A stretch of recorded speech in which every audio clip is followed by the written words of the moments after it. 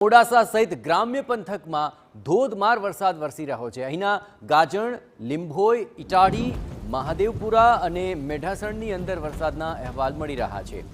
અહીં ભારે વરસાદને કારણે માર્કેટ યાર્ડમાં વરસાદી પાણી ભરાયા હતા।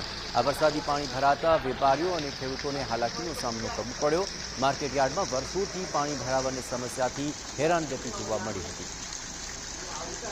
આ તસવીરો આપ જોઈ રહ્યા છો કે જ્યાં વરસાદ બાદની પરિસ્થિતિ અને હાલાકી સ્પષ્ટપણે જોવા મળી રહી છે। વધુ વિગતે વાત કરવા જોડાઈ રહ્યા છે ટીવીના સંવાદદાતા અવનીશ ગોસ્વામી। અવનીશ, ઠેર ઠેર વરસાદી પાણી ભરાયા છે, ખાસ કરીને વેપારી અને ખેડૂતોને કઈ પ્રકારની હાલાકીનો સામનો કરવો પડી રહ્યો છે?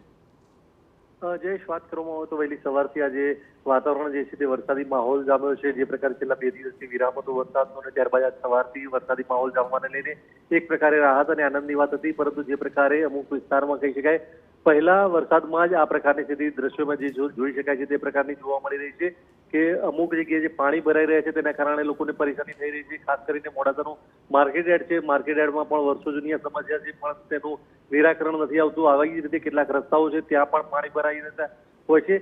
ખાસ કરીને ખેડૂતોની જો વાત કરવામાં આવે તો ખેડૂતોને એક પ્રકારે રાહત છે કે વાવણી માટેની તૈયારીઓ કરી રહ્યા છે। દરમિયાન જ આ પ્રકારે માહોલ જે વરસાદનો જામ્યો છે, ચોમાસાનો જામ્યો છે, તેને લઈને એક રાહત સર્જાઈ છે કે અપેક્ષાજનક હવે વાવણી લાયક વરસાદ વરસી જાય તો પોતાની જે વાવણી છે તે થઈ શકે તે પ્રકારની રાહતની રાહ જોવાઈ રહી છે।